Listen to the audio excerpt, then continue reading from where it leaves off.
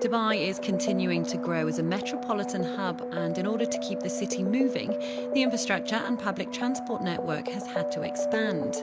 Set up in 2005, Dubai's Roads and Transport Authority, or RTA, took on the task. As we said, Dubai is a city of about 3 million residents. We have about 20 million visitors every year, and our main priority, at least at the RTA, is to ensure that these people are able to move in a very safe, obviously number one, but also a smooth and sustainable manner as well.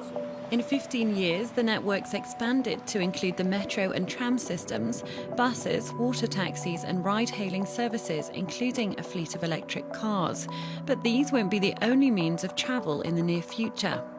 This is the Virgin Hyperloop One, an underground transport system which involves pods inside vacuum tubes carrying passengers at high speeds. Hyperloop made history last month in Las Vegas, Nevada, as the first passengers successfully travelled in a Hyperloop pod.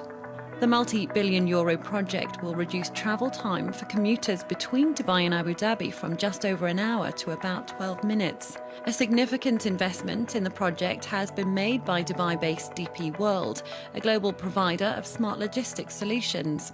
Technology is really the backbone of our economy today. Electronic government, smart government, the port use all kinds of technologies. And so it's fitting for us.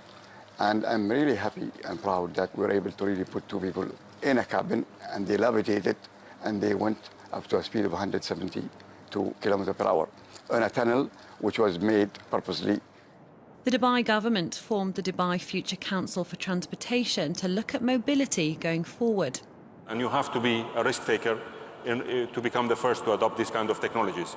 Of course, it needs to be calculated risk, but at the end of the day, we have proven in the past that we are ready to take risks. We did, for example, the first trial with an autonomous air taxi, for example, in 2017.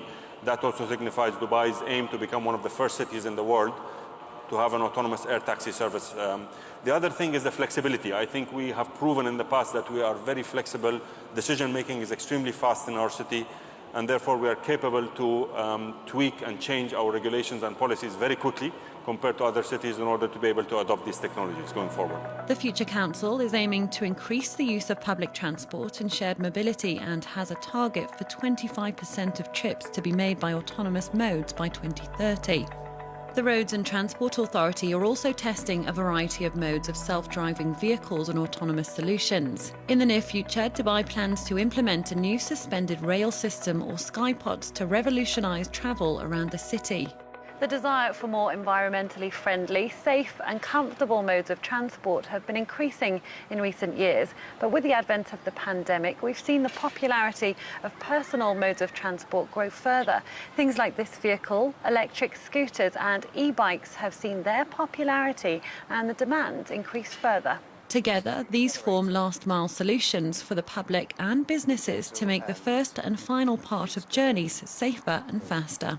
When you look at personal transport, we look at we focus on the first and last mile. So it's that convenience of commuting from scooters, you've got the health side of the e-bikes, and then you've got the private mopeds. The future of mobility, in my eyes, is convenience, and we've got the first and last mile. You want to know that when you walk out of your house, you've got a vehicle that you can use there and then.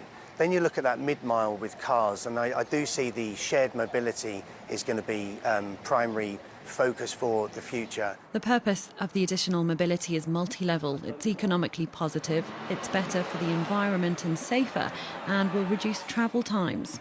The beauty of Hyperloop is that it connects in minutes cities, towns, centers, and traffic is a huge problem in the world. Cities that are expanding, and there is a limit to how many highways you could make. There is a limit to how many metros you make. Hyperloop is about selling time to people.